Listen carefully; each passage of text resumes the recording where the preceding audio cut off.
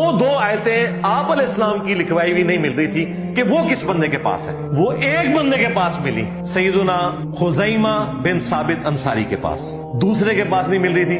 زید بن ثابت نے یہ رول بنایا تھا کہ جب تک دو صحابہ کے پاس کم از کم مجھے نوٹس نہ ملیں اس وقت تک میں اپنا یہ کام کمپلیٹ نہیں سمجھوں گا۔ یہ دو آیات ایسی تھی جو کسی دوسرے صحابی کے پاس نہیں تھی، وہ بھی معجزہ ظاہر ہوا، وہ بخاری میں ہی آتا ہے اور پورا واقعہ سنن نسائی میں موجود ہے کہ نبی علیہ السلام نے اپنے مبارک زمانے میں ایک شخص کے ساتھ سودا کیا کسی سواری کا۔ آپ نے کہا کہ تم ادھر رکو، میں گھر سے رقم لا کے تمہیں دیتا ہوں، اشرفیاں۔ نبی علیہ السلام گھر گئے، پیچھے سے کسی نے زیادہ قیمت لگا دی اس کو۔ جب حضور آئے تو اس نے کہا آپ کا تو میرا سودا ہی نہیں ہوا، اگر آپ سچے ہیں تو اپنا گواہ پیش کریں۔ وہاں سے حضرت خزیمہ گزر رہے تھے اور ان کا میں گواہی دیتا ہوں کہ تم نے اللہ کے نبی کے ساتھ سودا کیا۔ معاملہ سیٹل ہو گیا۔ بعد میں حضور نے کہا تم نے کہاں سے گواہی دے دی، تم تو موجود ہی تھے۔ ان کا یا رسول اللہ آپ کی مبارک زبان پہ میں نے اتنی بڑی بڑی گواہیاں دی ہیں کہ آپ کے پاس اللہ کا فرشتہ آتا ہے، اللہ کا پیغام لے کے آتا ہے، اے گواہی تو شاہی کوئی نہیں۔ پھر نبی علیہ السلام نے اس موقع پہ فرمایا تھا کہ ہر معاملے میں دو گواہوں کی ضرورت ہے، لیکن اگر میرا خزیمہ کسی معاملے میں اکیلا بھی آ گیا تو اس کی گواہی دو کے برابر تم نے شمار کر لینی ہے۔